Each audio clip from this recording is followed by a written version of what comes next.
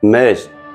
բանակը կատարել է իր առջև դրված խնդիրները։ Առաջի Արցախյանում մենք դրել ենք հիմքը հակառակորդի տեխնիկան ոչնչացնելու վրա, հակառակորդին պարալիզացնելու վրա, կենթանի ուժը ոչնչացնելու վրա։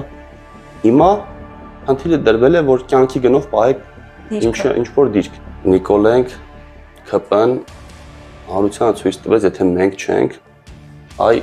գալիս են Վարդանիկ ենք։ Հայաստանում երկրորդ քաղաքում իշխանության են գալիս կոմունիստները։ Ասում է Փաշինյանն եկավ, ասեց Արցախը Հայաստան է եւ վերջ, Արցախը միացրեց Հայաստանին, հանձնեց Ադրբեջանին։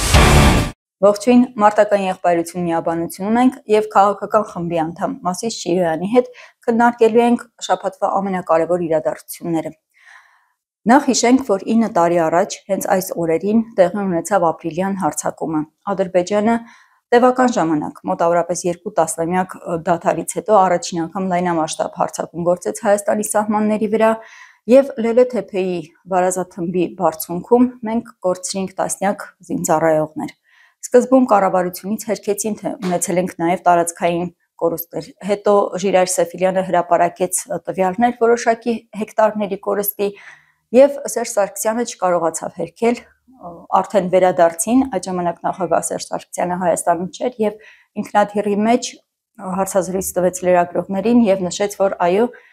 կորցրել ենք մոտ 700-800 հեկտար տարածք եւ դրանք անիմաստ հողեր էին։ Ամենայն հավանականությամբ հենց այդ պահին դրվեց այն հիմքը, որով հետո 2018 թվականին դուրս եկավ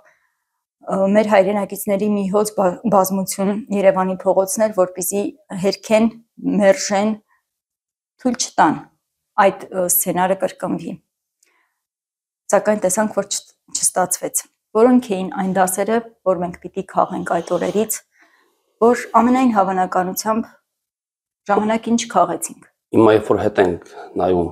արդեն այսօրվա աչքերով ենք տեսնում, թե ինչ է կատարվել, իրականում այո, պատերազմը տաք վիճակի անցավ հենց 16 թվականի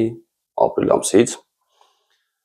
Ադրբեջանը հետախուզական մարտեր վարեց, հասկացավ մեր ընդհանուր մարտավարությունը, պատրաստվածությունը եւ գնաց պատրաստվելու իրական լայնածավալ պատերազմին։ Ես այսօր կփորձեմ օբյեկտիվ գտնվել եւ անկախ ամեն ինչից, քանի որ մենք առհասարակ գտնում ենք, որ առաջին նախագահն էլ, երկրորդն էլ, երրորդն էլ ու այսօրվա իշխանություններն էլ պետք է մեկը միշտ հեռանան մեծ քաղաքականությունից, անկախ դրանից կփորձեմ օբյեկտիվ լինել եւ օրինակ Սերժ Սարգսյանի այդ ժամանակվա հայտարարությունները ճիշտ ձևով մեկնաբանել, այսինքն հակված չենք նրան, որ ամեն ինչը պետք է թիրախավորել ու վատ պրիզմայից ներկայացնել։ Հենց այդ ժամանակ, երբ որ Սերժ Սարգսյանը օրինակ հայտարարեց, որ ոչ թե անիմաստ էր, ինքն ասեց ռազմավարական եւ մարտավարական առումով այդ տարածքները այնպիսի նշանակություն չունեն, ինչպեսին որ բարձրաձայնվում էր օրինակ հայաստանյան քաղաքական դաշտում, այդ թվում մեծ թվով ընդդիմադիրների կողմից։ Հիմա հետ ենք նայում, հասկանում ենք, որ մեծ հաշվով Սերժ Սարգսյանը այդ ժամանակ խնդրին փորձում էր մոտենալ այն ուղղությամբ, ինչ ուղղությամբ իրենք 90-ականներին օրինակ հաղթանակ են բերել, այսինքն չենք կռվում հանուն հողի, այլ առհասարակ մարտավարական ու ռազմավարական առումով պետք է ճիշտ ուղղություն ընտրենք։ Դրան հակադրություն Հայաստանում մտցրեցին, միգուցե ինքն էլ էր դրան մասնակից, ես չեմ կարող ասել, բայց Հայաստանում մտցրեցին 800 հեկտարի հետ կապված աժոտաժ։ Ժողովրդի կրքերը բորբոքեցին, 800 հեկտարը կորցրված էր, այո, քաղաքական ուժեր կային, որոնք ասում են մենք գնանք, ազատագրենք, այդ 800 հեկտարը հետ բերենք։ Հիմա ինչի՞ց են չեն անում։ Ասեք, ինչի չեն ասում գնանք Չերմուկի դիրքերն ազատագրենք, նույն ոգևորությամբ ինչի չեն խոսում։ Իմ մոտ ուղղակի հարցերն առաջանում, այդ 800 հեկտարի համար այդպիսի մեծ հայտարարություններ են անում։ Նույն մարդկանցից որոշների հետ օրինակ եղել են քննարկումների են հրավիրել 23 թվականի ամռանը մեզ։ 23 թվականի ամռանը որոշակի հայաստանյան քաղաքական դաշտում նույնպես ընդդիմադիր ովքեր որ նաև իրենցից ոմանք մասնակցել են առաջ Արցախյան պատերազմին, ասում են Արցախի հետ կապված եթե խնդիր առաջանա ինչ ենք անելու, օրինակ ես առաջարկել եմ, ասում եմ Արցախի հետ կապված խնդիր կա արդեն։ Արցախը հենց այս պահին օրինակ 23 թվականի ամռանը շրջափակման մեջ էր գտնվում։ Մենք կարող ենք օրինակ 20 կամավորով գնալ մասնակցել բացել։ Հա, մենք 20 հոգի ենք։ Ձեզնից որը քաղաքական ուժը քանի հոգի մարդ է կարող տրամադրել, որ գնանք բացենք այնպես ինչպես որ բացվեց 90-ականներին 92 թվականին, հա։ Նրանք ձեն չեն հանում, բայց առհասարակ փիլիսոփայություն դեռ են հողի հետ կապված, հողի կապվածության հետ կապված, բայց խնդիրը հողի կռիվ չէր, 800 հեկտարի կռիվ չէր։ Երբ որ 90-ականներին, երբ որ այդ տարածքները վերցնում են, դա որպես հող չէին վերցնում։ Ու նրա համար չէ որ տղաները կռվել էին հանուն հողի ու վերցրել են այդ տարածքները, չէ։ Խնդիրը այլ կերպ էր դրված եղել։ Հայաստանի հայ ժողովրդի ու ադրբեջանցիների միջև էր պատերազմը։ Այսինքն հիմնական կոնցեպտը եղել է հակառակորդի տեխնիկայի, կենթանի ուժի ոչնչացում։ Մեր մոտ էքզիստենցիալ է խնդիրը։ Կարևոր էր, որովհետև մենք հետո տեսանք բնակավայրերը բավականին մեծ ներդրումներով վերականգնվեցին, բայց չկարողացանք վերաբնակեցնել, որովհետև արդեն գրավված բարձունքների ուղիղ նշանառության տակ էին։ Ճիշտ է, հիմա մեր ժողովուրդը արդեն բավականին սովորել է ապրել նշանառության տակ, երեխաներին ուղարկել դպրոց, որ գտնվում է ուղիղ նշանառության տակ, բայց այդ պահին այդ ամենը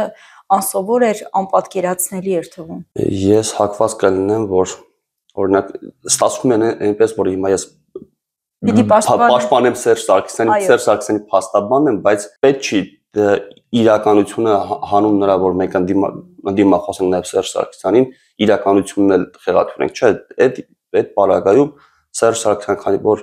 փորձ ուներ Արցախի շտաբի պետն եղել վերջ-վերջ, ինքը պատկերացրել է ինչի այդ գործ ունի։ Հա Սերժ Սարգսյանի կառուցած բանակը, քանի որ ինքը երկար տարիներ եղել է պաշտպանության նախարար, դա այլ խնդիր է, որ ինքը չի կառուցել այնպիսի բանակ, հիմքերը սխալ են դրվել, դա իր ցախողումներն են ուներ։ 2000-2007 թվականներ եղել է պաշտպանության նախարար, դրանից հետո վարչապետ ու նախագահ։ Այսինքն իր ենթակայության տակ են եղել, եթե խնդիրներ են առաջացել, դա իր մեղավորությունն, իր խնդիրներն են։ Երբ որ ինքը գնաց Գերմանիայում հայտարարեց այդ Ապրիլյան պատերազմից հետո, որ Հայաստանի Հանրապետությունը դաշնակիցներ չունի, նկատի ունենալով Ռուսաստանին, ինքը դրա համար պատասխանատվություն չկրեց, օրինակ, երբ որ մեզ 13 թվականին համոզում էր, մենք մտնում ենք ԵԱՏՄ, որ պաշտպանենք Արցախը։ Այո։ Այդ ինչպես եղավ, որ չպաշտպանեցին։ Հիմա ես դրա համար եմ ասում, գլոբալ առումով Սերժ Սարգսյանը նույնպես պատասխանատու է այսօրվա համար, գլոբալ առումով, բայց Ապրիլյան պատերազմի ժամանակ այն հայտարարությունները ինչ որ արել է, ինքը այդ փորձառությունն ունեցել է, ասել է դա մարտավարական եւ ռազմավարական առումով այն կարևորությունը չունի, ինչը որ ներկայացվում էր հանրությանը, ու մենք տեսել ենք, որ այո, միգուցե ամբողջ ջրականը մենք կորցնեինք, բայց կարողանայինք առաջնագիծը նորմալ վերականգնել, ու այսօր ունենք հայկական Արցախ։ Այո։ Քարվաճառով, Բերձորով, Կոպսականով, Շուշիով, Հադրութով հնարավոր էր դա իրականացնել։ Ինքը էսա նկատի ունեցել, երբ որ ասել է ռազմավարական ու մարտավարական առումով։ Հիմա Հայաստանում բոլորը դարձել են ռազմական փորձագետներ, վերլուծում են մասնագիտական, կարող է կարծիք հայտնել։ Որտեղ է, որ կազմվեցին հանձնաժողովներ եւ Խարորյա պատերազմի հետ կապված քննիչ հանձնաժողովի եւ 44-օրյան, բայց մենք որպես ժողովուրդ, որպես մարդիկ, որպես այս պետության քաղաքացիներ եւ հարկատուներ եւ պահանջատերներ չունենք այդ հանձնաժողովների պատասխանները։ Հետաքննեցին, ինչ արեցին, ահագին մարդու կանչեցին, հարցաքննեցին։ Այո, մենք շատ քիչ տվյալներ ունենք այդ թվում եւ տեսագրություններից, որոնք վկայում են, որ ամենայն դեպս ուշացումով է եղել հակահարցակման անցնելու հրամանը։ Խարորյայի մասին է խոսքը։ 44-օրյայի հետ կապված շատ ավելի շատ են խնդիրները եւ էլի տվյալների բավականին սղություն ունենք եւ փորձում ենք եզրահանգումներ անել այն ամենից, ինչ որ ունենք։ Թե Խարորյայի, թե 44-օրյայի ժամանակ մենք կարող ենք մի բան փաստել, որ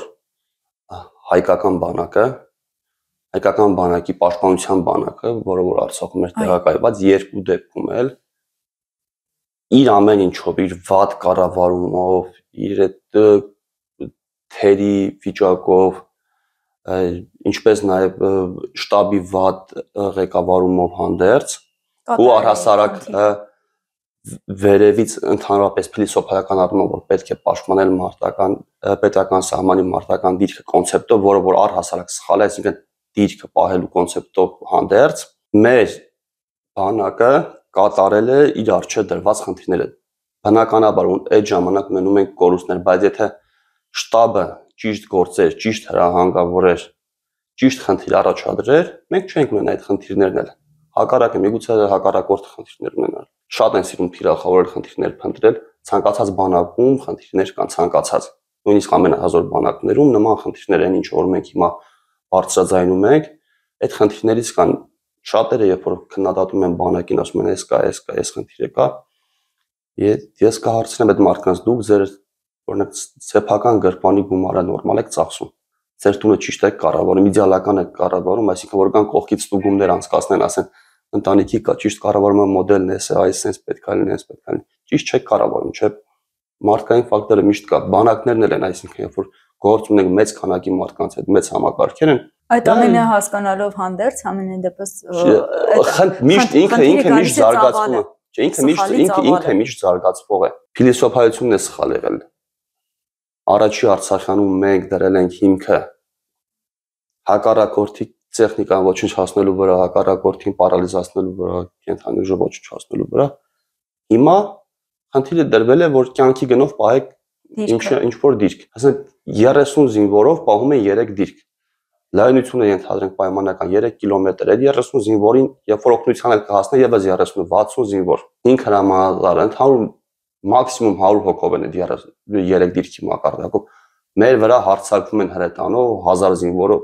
Հնարավոր չէ դիրքը պահել, այդ 3 դիրքը պահել, իսկ դա արդեն ճեղքում է։ 3 դիրք ճեղքեցին, իրենք արդեն հանգիստ հասնում են մեր թիկունք։ Նույնը կարող ենք մենք կիրառել իրենց դեպքում, ինչ որ կիրառել են, ինչ որ արել են առաջի Արցախյանի ժամանակ։ Այո։ Սա པարզ բաներ են։ Իսկ մեզ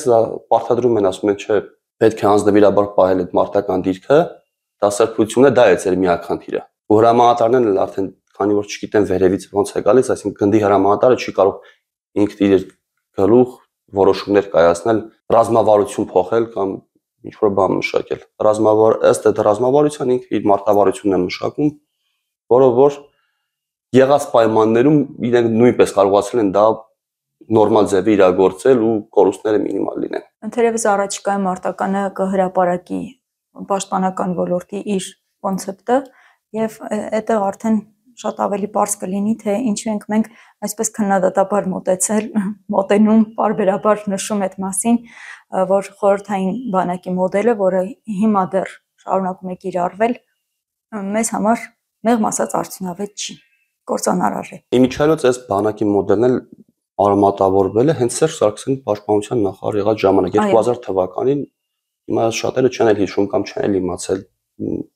բայց 2000 թվականին Սերժ Սարգսյանը պաշտպանության նախարար է դարձել, հոկտեմբերի 27-ից հետո ազատվել է ներքին գործերի եւ ԱԱԾ ընդհանուր մեծ նախարարություններ, սուպեր նախարարի պաշտոնից հոկտեմբերի 27-ի գործով։ Եվ շատ ժամանակ անց նշանակվել պաշտպանության նախարար ու կարելի ասել այդ ժամանակից ինքը երկրորդ ֆիգուրն էր Հայաստանում։ Այո, հաջորդիվ անդրադառնանք Գյումրիի ընտրություններին։ Գյումրիի ավականիում 6 տեղ ստացած մեր քաղաքը դաշինքի առաջնորդ Մարտուն Գրիգորյանը արդեն իմացանք, որ որոշել է սատարել երկրորդ տեղը զբաղեցրած Վարդան Ղուկասյանին, Վարտանիկին, ինչպես ասում են։ Դեպի ուր կզարգանան այս ընտրությունները, ինչպես ասում են, Գյումրիից սկսվել էր հեղափոխությունը, Գյումրիից սկսվելու է հակահեղափոխությունը կամ նոր հեղափոխությունը։ Արդյոք դա այդպես է։ Իրականում ուռճացված են Գյումրու ընտրությունները, համապետական ոնց որ բնույթ տրվեցին, բայց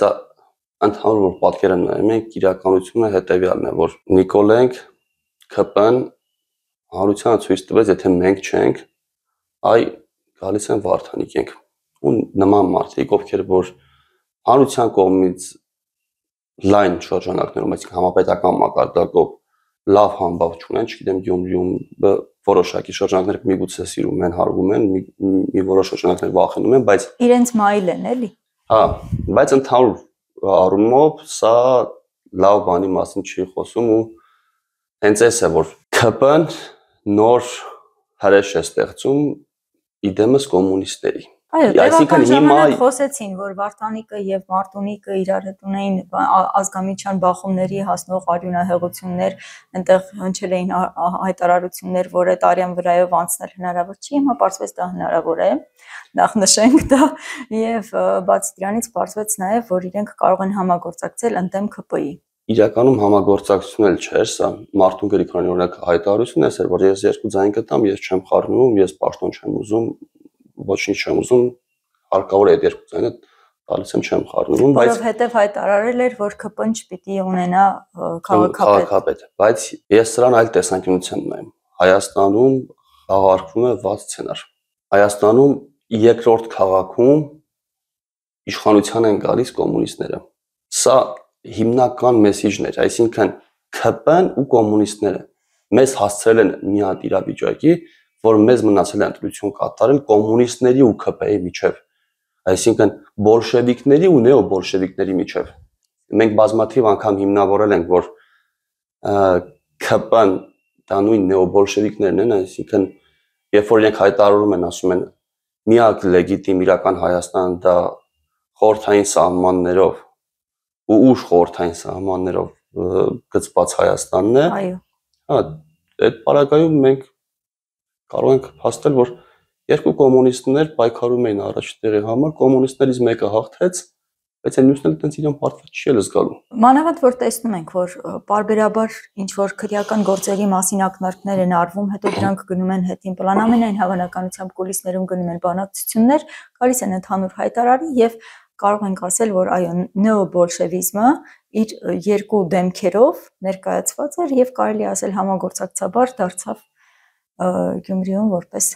կառավարություն, իշխանություն։ Իրական ընտրություն տեղի չունի, Հայաստանում չեն առաջարկում ընտրություն։ Հայաստանում միշտ վերջի շրջանում ընտրությունը առաջարկում են վատի եւ վատագույնի։ Չէ, վատագույնի ու վատագույնի միջև, դրանք վատ ու վատագույն չէ, նույնն են։ Նույն մարմնի տարբեր ճյուղավորումներ են, նույն արմատից են իրենք սնվում,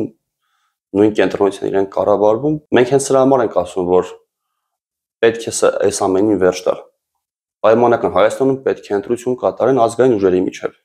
Այսինքն մեր մտքով անգամ պետք է չանցնի, որ հնարավոր է ընտրությունների մասնակցեն կոմունիստները կամ ՔՊ-ն կամ նման ուժեր, որոնք որ կասկածի տակ են դնում Հայաստանի Հանրապետության անկախությունը։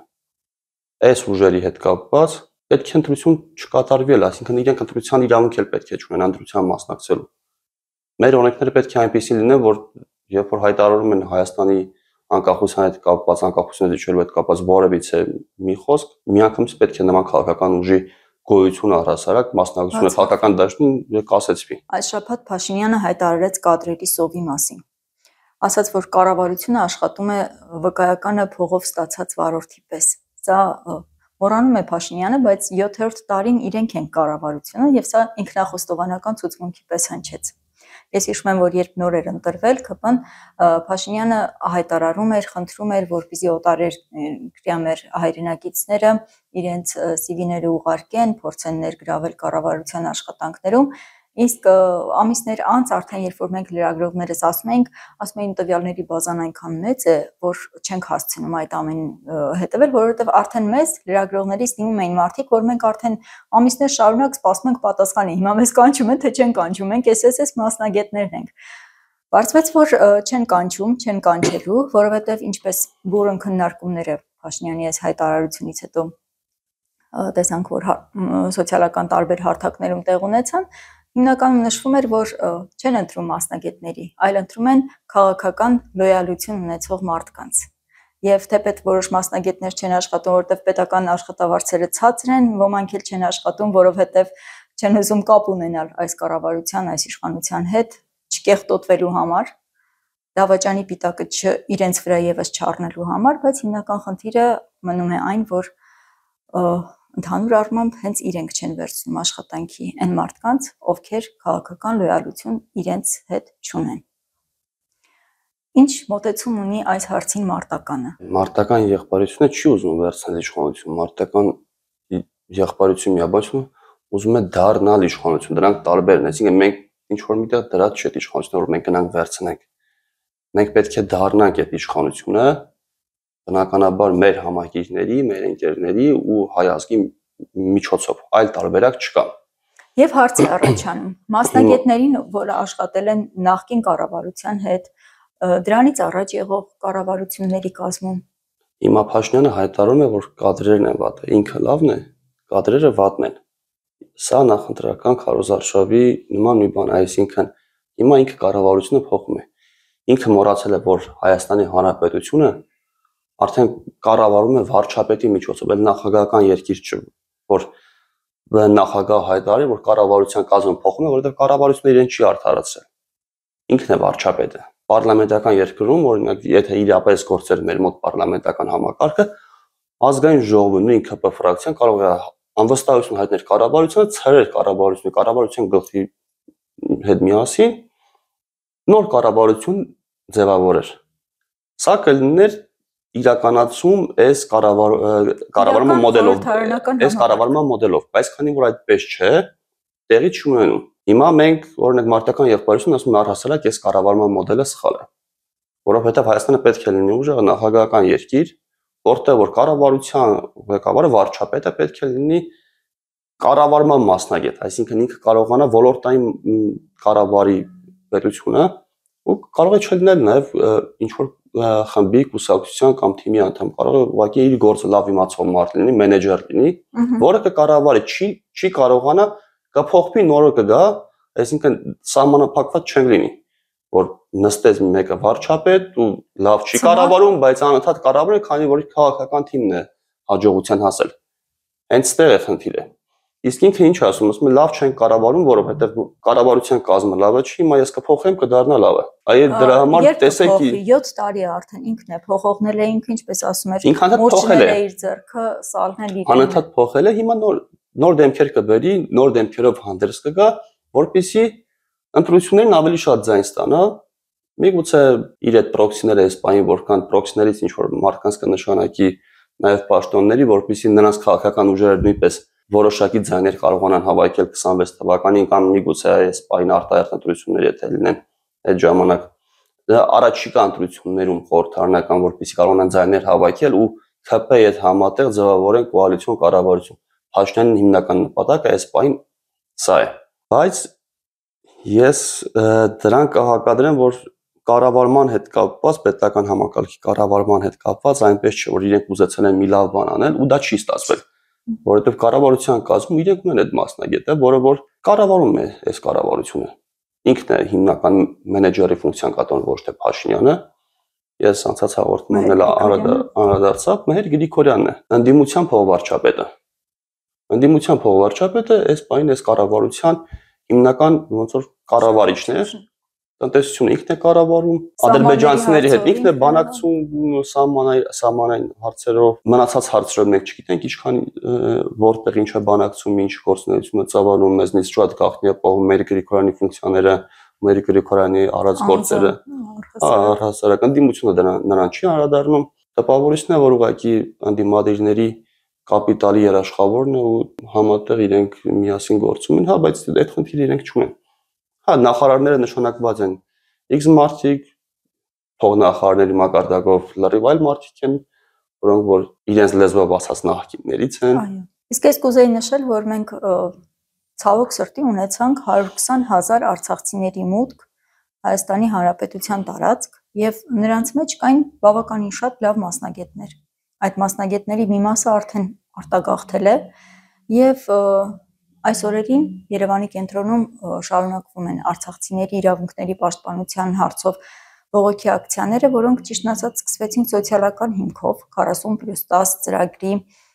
կասեցումը կամ չգիտեմ վերաֆորմատավորումը բողոքարկելու համար, բայց իմացանք, որ կառավարությունը իր որոշումը չի նախատեսում վերանայել։ Արդեն հայտարարել է, որ ինչպես որոշվել է, այնպես էլ լինելու է։ Բողոքի ակցիաներն էլ շարունակվում են։ Ըստ ձեզ ինչի կհանգեցնի այս ամենը։ Ոչինչի։ Անկեղծ ոչինչի չի հանգեցնելու այս ակցիաները։ Այս կառավարությունը Արցախի հանձնել ոչինչի չի հանգեցրել այդ ամեն ինչը։ Ինչ է կարծում, արցախցիների ամեն ինչը կորցրեցի։ Այս կառավարության գործելավոճը, մեթոդները։ Եթե արցախցիները կարծում են, որ սոցիալական դժգոհություն առաջացնելով բողոքի ալիքներ կազմակերպելով կարող են այս կառավարությունից ինչ-որ բան պահանջել, ինչ-որ բանի հասնել, սխալվում են։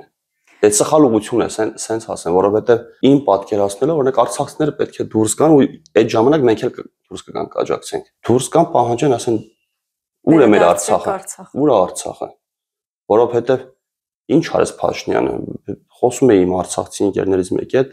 ասում է Փաշինյանն եկավ, ասեց Արցախը Հայաստանը եւ վերջ, Արցախը միացրեց Հայաստանին, հանձնեց Ադրբեջանին։ Շատ կարճ ու կոնկրետ, ասում եմ, միացրեց Հայաստանին, հանձնեց Ադրբեջանին։ Հենց էս է պետք դնել Փաշինյանի առաջ, այս հարցն է պետք դնել։ Սոցիալական հարցերը